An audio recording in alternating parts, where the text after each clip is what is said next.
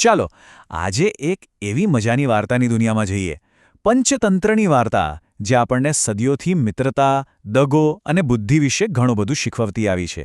હા, આ એ જ જાણીતી વાર્તા છે, વાંદરો અને મગરની. પણ ચાલો આજે એના ઊંડાણમાં જઈને જોઈએ કે એમાં ખરેખર શું રહસ્ય છુપાયેલું છે. એક સવાલ જે કદાચ આપણે બધાએ ક્યારેક તો આપણી જાતને પૂછો જ હશે. મિત્રતા તો જીવનનો આધાર છે, પણ શું ખરેખર દરેક મિત્ર પર વિશ્વાસ કરી શકાય? ચાલો આ વાર્તામાં જોઈએ કે જ્યારે દોસ્તીના નામે દગો મળે ત્યારે પરિણામ શું આવે છે. તો ચાલો આપણી વાર્તા શરૂ થાય છે એકદમ શાંત અને સુંદર નદી કિનારે. જરા કલ્પના કરો, પ્રકૃતિની ગોદમાં, જ્યાં બે એવા જીવો મળે છે જેમના વિશે કોઈ વિચારી પણ ન શકે કે તેઓ મિત્ર બની શકે. અહીંથી જ એક અણધારી દોસ્તીની શરૂઆત થાય છે. વાર્તાનો આપણો પહેલો હીરો છે એકદમ સમજદાર અને ખુશમિજાજ વાંદરો. અને એનું ઘર, ઓહો, કોઈ મહેલથી ઓછું નહોતું. નદી કિનારે એક મજાનું ઝાડ હતું, જે બારે માસ મીઠા મીઠા રસદાર ફળોથી લદાયેલું રહેતું. સાચું કહું ને તો એનું જીવન એકદમ શાંતિ અને આનંદથી પસાર થતું હતું. પણ પછી એક દિવસ એવું થયું કે વાંદરાના આ શાંત જીવનમાં એક નવા પાત્રની એન્ટ્રી થઈ. કોણ? એક ભૂખ્યો મગર, જે નદીમાંથી બહાર આવ્યો. હવે આપણો વાંદરો તો હતો ઉદાર દિલનો. એણે પેલા ભૂખ્યા મગરને થોડા મીઠા ફળ આપ્યા. બસ આ એક નાનકડી મદદ જ એમની અનોખી દોસ્તીનો પાયો બની ગઈ. અને આ કંઈ એક દિવસની વાત નહોતી. ના, આ તો હવે રોજનું થઈ ગયું. મગર રોજ વાંદરા પાસે આવે, વાંદરો એને પ્રેમથી ફળ આપે, અને પછી તો કલાકો સુધી બંને ગપ્પા મારતા. ધીમે ધીમે સમય જતાં એમની દોસ્તી એટલી પાકી થઈ ગઈ કે જાણે બે ભાઈઓ હોય. પણ કહેવાય છે ને કે દરેક સારી વાર્તામાં એક ટ્વિસ્ટ તો આવે જ. હવે આપણી વાર્તા પણ એક એવા ગંભીર મોડ પર પહોંચી રહી છે, જ્યાં સરસ મજાની દેખાતી દોસ્તીની અસલી કસોટી થવાની હતી. થયું એવું કે એક દિવસ મગરે પોતાના દોસ્તે આપેલા મીઠા ફળ એની પત્ની માટે ઘરે લઈ ગયો. આમ તો આ બહુ સામાન્ય વાત લાગે, બરાબર? પણ કોને ખબર હતી કે આ એક નાનકડી ભેટ જ એક મોટા તોફાનનું કારણ બનવાની હતી.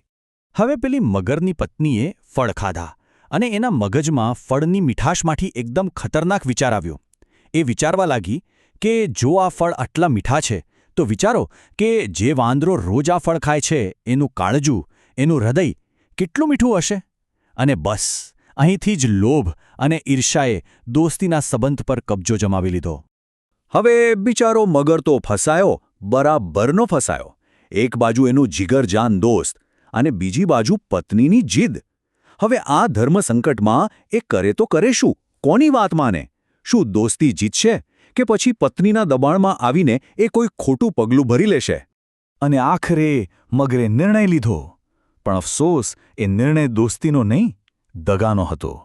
હવે એક એવી સફર શરૂ થવાની હતી જેની મંઝિલ દોસ્તનું ઘર નહોતી, પણ મોતનું મુખ હતું. મગરે જઈને વાંદરા પાસે એક મીઠું જૂઠાણું બોલ્યો.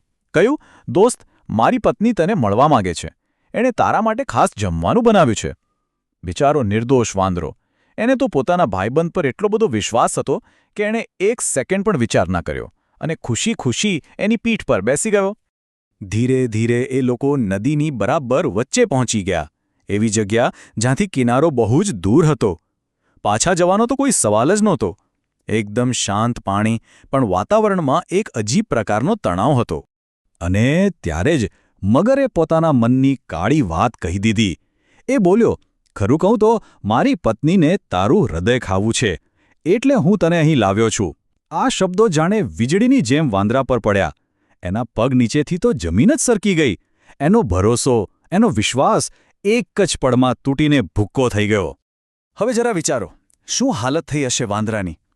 ચારે બાજુ પાણી, નીચે મોત બનીને બેઠેલો દોસ્ત, અને બચવાનો દૂર દૂર સુધી કોઈ રસ્તો નથી. આવી ખતરનાક પરિસ્થિતિમાં હવે વાંદરો શું કરશે? શું એની પાસે આમાંથી બચવાનો કોઈ રસ્તો હશે?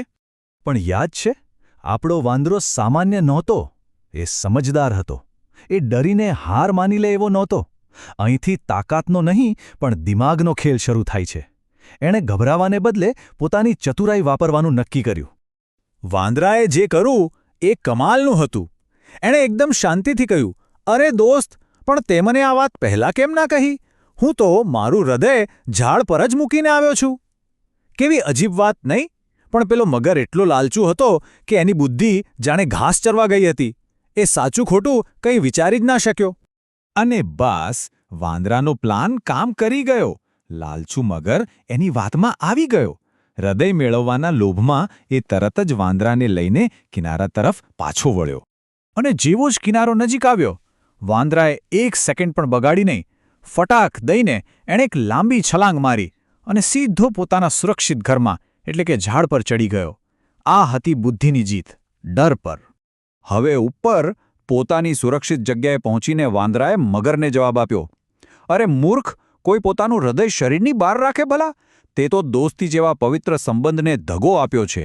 આજથી તું મારો દોસ્ત નથી. આ શબ્દો ખાલી મગર માટે નહોતા.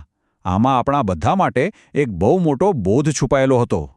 તો આ હતી વાંદરો અને મગરની રોમાંચક વાર્તા. પણ દરેક વાર્તાનો અંત આપણને કંઈક શીખવીને જાય છે, બરાબર ને? તો આ વાર્તાનો અસલી બોધ શું છે? આપણે આમાંથી શું શીખવાનું છે? ચલો જોઈએ. જુઓ, આ વાર્તામાંથી આપણને 2 ખાસ વાતો શીખવા મળે છે. પહેલી અને સૌથી જરૂરી, કે જીવનમાં ગમે તેવી અઘરી પરિસ્થિતિ આવે, ગભરાવાની જરૂર નથી. જો શાંતિથી બુદ્ધિ વાપરીએ ને તો કોઈને કોઈ રસ્તો નીકળી જ જાય છે.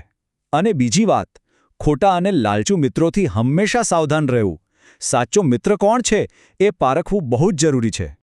અને અંતે એક સવાલ જે આપણે બધાએ આપણી જાતને પૂછવો જોઈએ: શું ક્યારે જીવનમાં એવી કોઈ મુશ્કેલી આવી છે જ્યાં તાકાત કામ ન લાગી હોય, પણ ફક્ત દિમાગ, ફક્ત બુદ્ધિએ જ આપણને બચાવ્યા હોય? જરા એ પળને યાદ કરી જુઓ.